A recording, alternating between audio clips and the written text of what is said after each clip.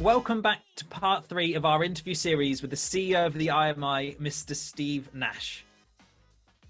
From a training and talent point of view, Calibre has been extremely good in terms of adapting to the change in times, moving with them, kind of embracing digital with the training academy more than ever, just making things accessible because people like to learn in different ways. So making sure we have video content, podcast content, all of that. And as you said earlier, the first apprentice coming through as well. That's just brilliant. But as we mentioned before, we're going into a stage where there's going to be a lot of younger starters coming into the industry that will need training. They might have certain skills that they can bring along, but they're going to need training. And also people that have experience in the trade are going to need some upskilling into new ways of thinking, perhaps. Firstly, from a new starters point of view, how important do you think the training and development that we can do as dealerships and training bodies and things for those is going forward? Just how important is it? Well, I mean, there are certain truisms about training. I mean, one of them is, that classic old saying is that I'm glad I didn't do a full induction on that person because they left.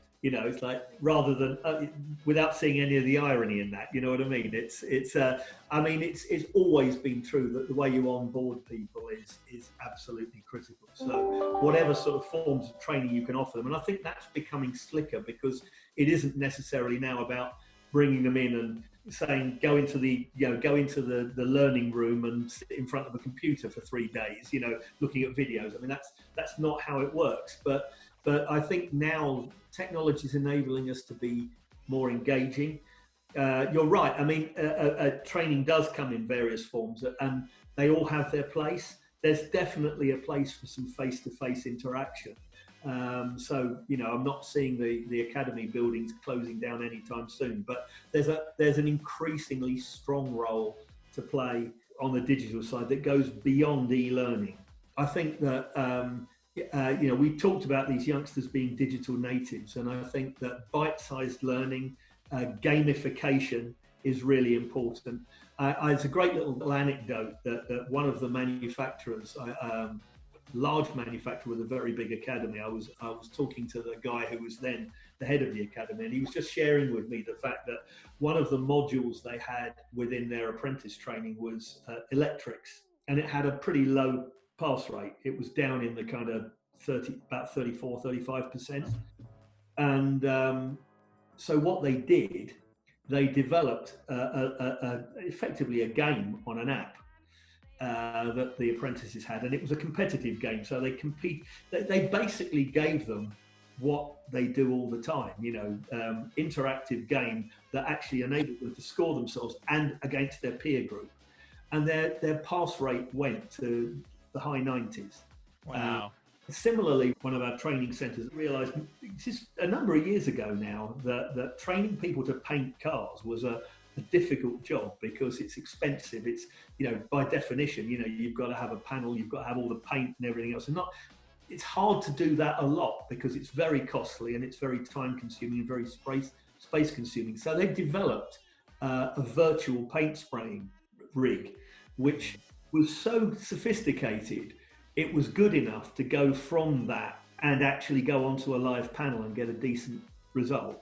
But the great thing was that the students got scores and they could see their scores and all of their peer group scores as well. So they had them going back on it over and over and over again. And sometimes where they would have had the opportunity to maybe spray a panel, they were doing that exercise 10, 15, 20 times to get a better score and beat their mates and things like that. And that's a brilliant use of technology, isn't it? Do you think there's going to be a different tactic for more experienced, I'll say, people in the industry that aren't so open to the idea? Do you think there's a different way that we're going to need to upskill them or get them involved and engaged in that? Because I think that's going to be somewhat of a challenge, I suppose, compared to newbies coming in. It's very easy to go, this is what we're going to do. Yeah, I wouldn't underestimate the ability that people have, people of all age groups have to adapt. I mean, I think it sort of depends how you design things. I remember, the early days of technology, when you had to know a little bit of code and stuff like that, that was for the techies only, wasn't it?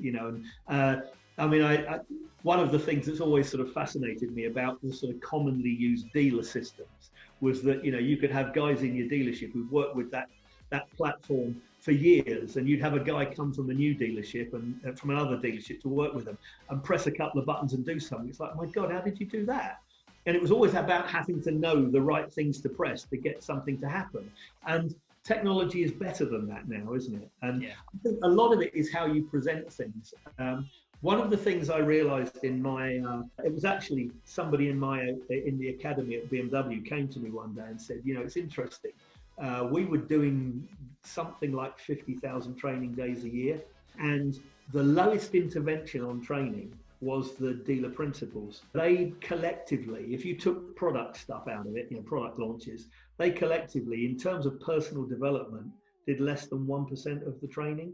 So they were perfectly happy to send everybody else. And a lot of that, there were a load of reasons behind that. A lot of that, we know that historically, a lot of people have come up the experience route, so not necessarily the academic route. Some of that was behind it, not wanting to perhaps find themselves exposed. I think that's changed a bit, even in the sort of years since I left BMW. I think that there are more people who are more highly qualified now. But it's about finding the right way to deliver that training. And actually, that was one of the things that influenced the way I thought when I came to the IMI, because the IMI then had a management accreditation, which was designed in such a way that it had to be done for the individual in a single hit. It was about looking for certain management competencies.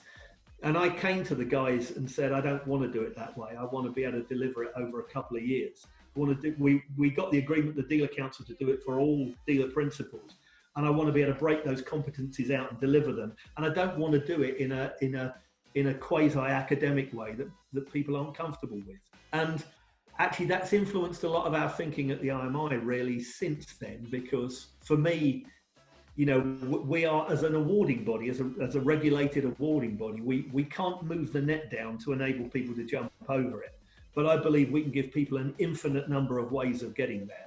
Yeah, I mean, it's giving people the tools to be able to get there rather than just giving it to them. I understand what you mean. And I know there's a passionate area of yours as well as ours is the environment. And I think in general, people just want to do their bit to save the planet. Yeah. But often don't feel, I mean, I can relate to this, often don't feel like their individual act will have any impact. So they often don't start. But I think now with this big shift that's gone on, and we've learnt the power of using Zoom, for example, so it's stopped us from dragging people 4 hours to a meeting for 2 hours, then just for them to drive back, and realizing it works. I think we've all realized that actually this could be a moment that we're all together. That's how I'm feeling it is. I'm sure there must be an awful lot of organisations who are looking at their head office operations and saying, we've got this building that we fill up with people on a daily basis who travel from wherever to come here to work from 9 to 5 or whatever the hours might be. That's a huge overhead. Do we really need that overhead? Could we maybe sublet half of that building and continue doing this, continue working remotely wherever we can? One of the great things is, I found it in my own organization. There are certain sort of routine meetings we would have that would be diarized for, like 3, 4, 5 hours sometimes. It's an important meeting. It's a senior management meeting we're going to have, got to be in the boardroom for 5 hours. It's a nonsense, really. It's a nonsense, It's very difficult to get quality out of a meeting that goes on that long, and this has forced us to find, to adapt to shorter meetings, shorter, more focused meetings. I mean, by all means, have a couple of meetings that are an hour long and do it this way, but sitting in, a room together for 4 or 5 hours, I don't think is ever that productive, I think that, there are some real positives to be taken out of it, and you're right. I mean, I don't think any of us are blind to the issues that exist. Well, Donald Trump is, but other than him, blind to the issues of the environment, and we want to be seen to do our bit. I mean, I think the automotive industry, one way or another, is coming to the party more than most, because I think that governments feel that that we're big enough and ugly enough to look after ourselves. So they don't mind pushing the envelope. I mean, I'm involved in a consultation with OLEV, the Office for Low Emission Vehicles, who are consulting, along with many other people, but consulting around bringing the date for banning the sale of new petrol and diesel cars forward to 2035 or possibly 2032. And should hybrids be part of that as well? You know, I mean, they aren't scared to keep squeezing us, you know, and we know that it's causing huge problems to some of the manufacturers. I mean, I think I said earlier, you know, having to keep the old sausage machine running whilst building a new one with questionable profitability in some cases is really, really tough. But you know, we're doing it. But I did a radio interview a while ago with an environmental scientist from, I think it was Southampton University, and I think it was scheduled because they thought the pair of us were going to have a big disagreement. And we didn't actually. I think we agree. You know, I was perfectly open to the idea that our industry has to come to the party. We do understand, particularly in central. This was a London radio station, so we understand that, you know, there are some parts of London where the annual emission targets that are set have been traditionally set within the EU for certain areas of London are broken within the first few days of the new year, let alone the whole year. So I mean, it's you know, we know we have to do something. And I mean, it's not all been about passenger cars either. I mean, a lot of that's been, you know, the old pre-electric taxis and buses and stuff have been big polluters. But I pointed out at the time that, you know, it's solving the problem around cars. It's only solving half the problem, because it is only half the problem. You know, things like log burning fires and lots of other things contribute to the other half. And we found ourselves in violent agreement on that. I mean, I think when you get whatever level you get to, there's always somebody who wants to challenge you further. So they worry about, you know, particulates from tyres and brakes. But then most fully electric cars, you hardly use the brakes because they, you know, you take your foot off the pedal and they retard anyway, and the brake lights come on. So, you know, you look at something like a BMW i3, it's got low rolling resistance tyres and all the rest of it. So, you know, it's how. Rather than keep beating the same drum, they need to be looking outside of the industry for others to come to the party too.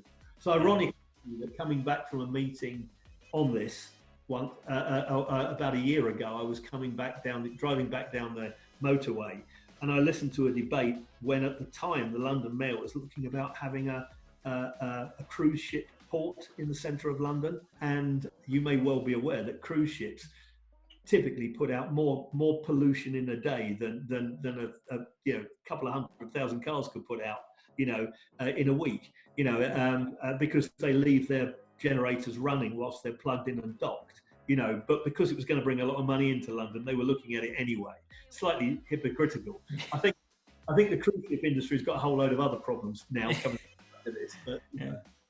No, I think, yeah, as you say, it's a case of as long as these changes, if we see them, we move with them and keep them going. Because from an environmental point of view, it's only going to become more and more in the headlights, isn't it, for us and every other industry? So as long as well, as you say, we're already embracing it. It's just a case of seeing where it goes, I suppose, more than anything.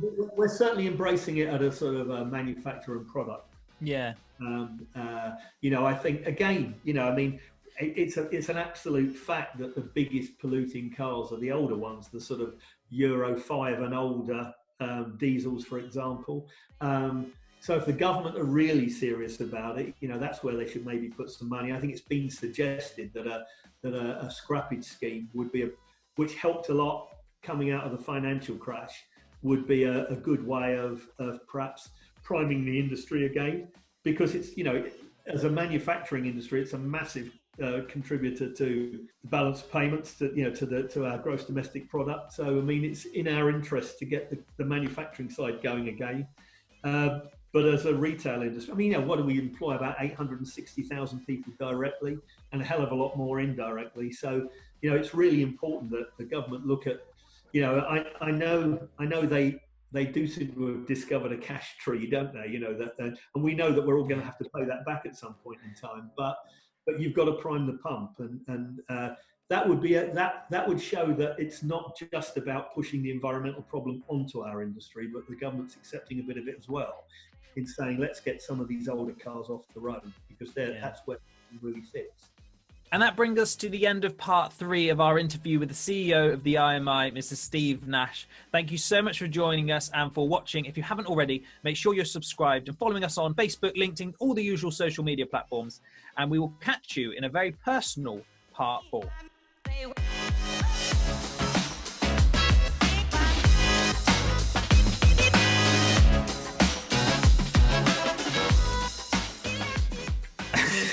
I gotta stop laughing.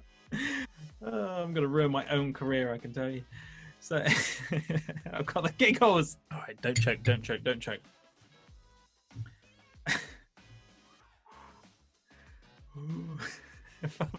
I can't stop laughing. Don't stop laughing. I forgot. Wait a minute.